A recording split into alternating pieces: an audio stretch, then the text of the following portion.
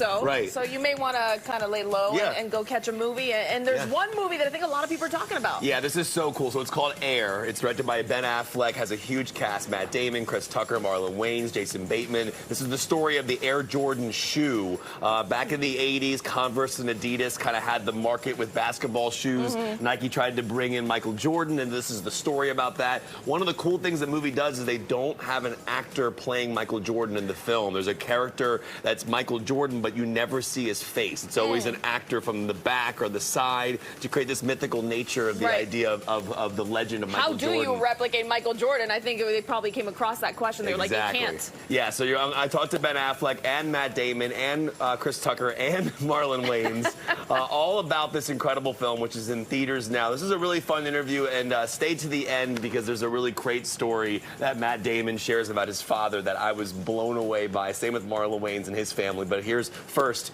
Mr. Ben Affleck and Chris Tucker with a little surprise. Take a look. This in 1998, you both starred in a film that I both starred in two different movies. It was in August and September, and I have my tickets for it for Armageddon and for the first Rush Hour. Whoa, man! They were a month apart, and I have to ask That's you guys, crazy. were you aware of each other's movies at that time? Did you see? Chris didn't know me, but I knew Chris. I was right away. I was aware, like, dog, I want to be in a big budget movie like that one day. I was like, Rush Hour was cool, but that's a big 20 years I've been trying to get them to do the work with me. 25 years. Hey, finally I got him. I'm not letting him go. It's a blessing. It's a blessing. I want to start off talking about Bob Richardson. I think he's one of the greatest director of photographies of all time. And I was blown away by the shots because I found myself in my chair almost moving to look for more of the frame as we were trying to end those scenes with Michael Jordan. Like, I want to see his face, but it's so cool how you thematically did that. I know you've talked about the thematics of not showing him, but as a director, the blocking that you had to give to your actors to shoot those scenes. You know, that was mostly about making sure that, you know, the double was moving in the right ways, and also, you know, the other actors were kind of mindful of it. So there was like, it kind of sometimes reminded me, this is a weird analogy, but like, what was that movie? It was Austin Powers, where they was holding up the pineapples in front of, or whatever, right at the right place, and like just when you think he's going to turn around, and but you wouldn't see him, and I didn't want it to be, you know, that's obviously done for comic effect in that movie. I didn't want it to be as obvious as that. And the calculus behind that really was, Michael's just so famous that the second we put a camera on an actor and go, hey, it's Michael Jordan, and it's an actor, it's like we're done. Everybody just, you know, is out of the movie at that point. I love the line, I've been doing this for 20 years, but never have I had this feeling before. What is the last time you remember feeling that way about being in this business?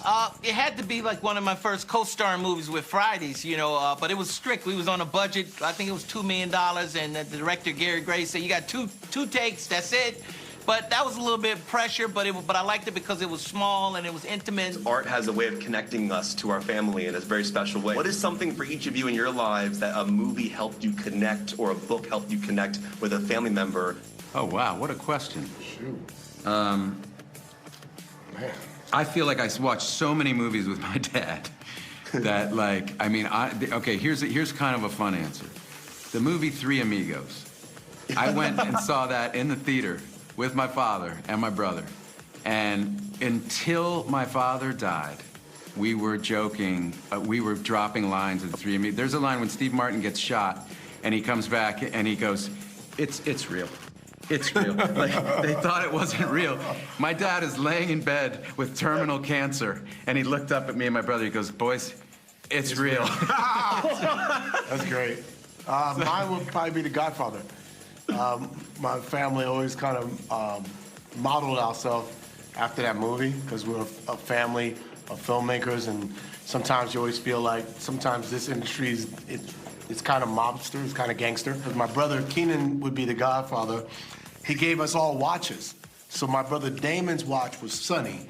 He gave Sean, my sister Kim was Connie, and then he gave my brother Sean Michael.